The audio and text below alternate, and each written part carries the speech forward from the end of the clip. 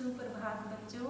आज मैं कक्षा 9 की कविता 3 रसखान आपको समझाऊंगी। आपकी किताब का नाम है क्षितिज भाग 1। तो हम आज रसखान की कविता करेंगे सवैये। इसमें मैं आज आपको 2 ही समझाऊंगी बच्चों, जो बहुत ही आसान है। इसके पहले आप सब शब्दार्थ समझना, और अब जब लिखोगे तब भी आप पहले शब्दार्थ लिखना। इससे आपको ये कविता बहुत ही आसान है। और रसखान जी के बारे में हमें सबसे पहले ये पता होना चाहिए कि ये कृष्ण जी के अनन्य भगत थे। तो कृष्ण जी की भक्ति में ही ये डूबे रहते थे। उन्हें कृष्ण जी से बहुत प्रेम था। ये जो 2 सवैये हम करेंगे, इसमें भी इन्होंने कृष्ण जी के प्रति अपना सच्चा प्रेम जो है व्यक्त किया है। तो इसमें हम देखो, मानुष हूँ का मतलब मैं, बसों का मतलब रहना चाहता हूँ, ठीक है, धेनु का मतलब गायें, मंझारन बीच में। तो जैसे जैसे मैं आपको व्याख्या करवाती जाऊंगी बच्चों, वैसे वैसे मैं आपको अर्थ बताती जाऊंगी। ठीक है, बहुत आसान है, आपने बड़ा इजी होके समझना है। कहते हैं मानुष हूँ तो वही रसखानी, बसो ब्रज गोकुल गांव के गवारन, जो पशु हो तो कहाँ बस मेरो, चरो नित नंद की धेनु मंझारन। क्या कहते हैं यहाँ पर जो रसखान है, देखो अब पेपर में जब आपकी कविता आएगी रसखानी से आपको पता चल जाएगा कितनी जगह यहाँ पे रसखान है कि ये कविता जो है रसखान जी की है। और आपने ध्यान रखना है रसखान जी किसके भगत हैं, कृष्ण जी के भगत हैं। तो इसमें जो है इन सवैयों में इन्होंने अपनी इच्छा व्यक्त की है। क्या इच्छा व्यक्त की है वो हम देखेंगे। तो वो कहते हैं कि मानुष हो तो वही रसखानी। रसखान कहते हैं कि हे प्रभु, हे कृष्ण जी, अगर मैं मनुष्य बनूं, हूँ मतलब मैं, अगर मैं मनुष्य बनूं तो मैं कहाँ पे वास करूं, कहाँ रहना चाहता हूँ मैं, ब्रज गोकुल गांव के गवारन के, ब्रज के गोकुल गांव के गवारों के साथ रहना चाहता हूँ। जो पशु हो तो, जो पशु हो तो कहते अगर मैं पशु बनूं तो मैं कहाँ बसूं, कहाँ रहूं मैं, नित मतलब कि रोज नंद बाबा की गायों के बीच में चरूं मैं। मंझारन मतलब बीच में, धेनु मतलब गाय।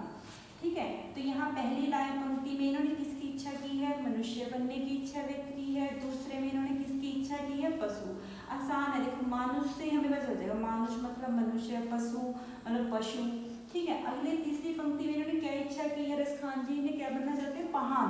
कहते हैं अगर मैं पर्वत बनूं, पत्थर बनूं, पहाड़ हूँ तो, अगर मैं पत्थर हूँ तो वही गिरी को, उसी पहाड़ का बनूं, जो क्यों हरि, जो भगवान ने छत्र के समान पुरंदर धारण, इंद्र के अभिमान को तोड़ने के लिए अपनी उंगली पे धारण किया था, कि मैं वही पर्वत बनना चाहता हूँ, मैं वही पत्थर बनकर गोवर्धन पर्वत पर रहना चाहता हूँ, जिसे भगवान कृष्ण ने इंद्र का घमंड तोड़ने के लिए अपनी उंगली पर धारण किया था। कहते जो खग, अब खग का अर्थ क्या होता है, पक्षी। अब आप यहाँ पे लिख लो क्या है खग का अर्थ, पक्षी। कहता अगर मैं पक्षी हूँ तो बसेरो करूँ, तो मैं कहाँ पर रहूँ, कहाँ पर मेरा बसेरा हो, कालिंदी। कालिंदी होती है यमुना नदी को बोलते हैं, यमुना नदी के किनारे कदम्ब की डाल मतलब ढालियों पर मैं रहूँ। अगर मैं पक्षी बनूँ तो मेरा बसेरा कहाँ हो, यमुना नदी के किनारे कदम्ब की डालियों पर मेरा बसेरा हो। तो हमारा पहला सवैया हो गया बच्चों, जिसमें कवि ने पहले मैं मनुष्य बनूँ तो क्या बनूँ ये बताया है, अगर मैं पशु बनूँ तो क्या बनना चाहता हूँ, पहाड़ बनूँ तो मैं क्या बनूँ, और जंगल अगर मैं पक्षी बनूँ तो क्या, कहाँ रहूँ। तो आगे पेपर में आ जाता है, प्रश्न के रूप में भी आ जाता है और व्याख्या के रूप में भी आ जाता है। तो आपने आसान भी है और समझ के करना है। ठीक है, अगले में देखो कवि क्या इच्छा करना चाहता है व्यक्त। कहते या लकुटी अरु कामरिया, पर राज तिहु पुर को तजी टारो। कहता है कि अगर मुझे, जब भगवान कृष्ण जी ग्वालों के साथ गायें चराते थे तो वो लाठी और कंबल लेके रखते थे। कहता है या लकुटी, उस लाठी के लिए और उस कंबल के लिए। कहता है अगर मुझे वो भगवान कृष्ण की जो है लाठी मिल जाए, लकड़ी मिल जाए जिसे वो हाथ में लेते थे, और वो कंबल मिल जाए जिसे वो अपने कंधे पर रखते थे, तो उसके लिए कहता है मैं तीनों लोगों का राज्य जो है तजी, तजी मतलब छोड़ दूंगा। आप लिख लो इस पे, तजी का मतलब छोड़ना, डालो छोड़ दूंगा। कहता है अगर मुझे वो लकड़ी और वो कंबल मिल जाए, वो लाठी मिल जाए। आठों सिद्धि नौ निधि, मतलब 8 प्रकार की सिद्धियां, 9 प्रकार की निधियां, मतलब हर प्रकार का सुख जो है मैं नंद की गायें चिराई बिसारो। अगर मुझे नंद बाबा की गायें चराने को मिले तो मैं 8 प्रकार की सिद्धियां और 9 प्रकार की निधियों को भुला दूंगा। बिसारो मतलब भुला दूंगा। मुझे केवल क्या इच्छा है कि मैं नंद बाबा की गाय को चराऊं। रसखान कब हो इन आँखिन सो, रसखान जी कहते हैं। अब देखो रसखान आ गया, आप पेपर में आओगे पहचान जाओगे कि ये रसखान की कविता से आई है पंक्तियां। रसखान कब हो इन आँखिन से, रसखान जी कहते हैं कि कब मैं अपनी आँखों से ब्रज के वन को, बगीचों को, तालाब को निहारो, मतलब देख पाऊंगा। उनकी बहुत ही इच्छा है कि वो कब उन्हें जो है वो जाने को मिलेगा, जहाँ पर श्री कृष्ण जी का बचपन बीता वो वहाँ पर कब रहेंगे जाके। तो वो तरस रहे हैं, कह रहे हैं कि मुझे कब ही मेरी ये आंखें जो हैं ब्रज के वन, बाग और तालाबों को देख पाएंगे। आगे वो अपनी इच्छा क्या कह रहे हैं, व्यक्त कर रहे हैं।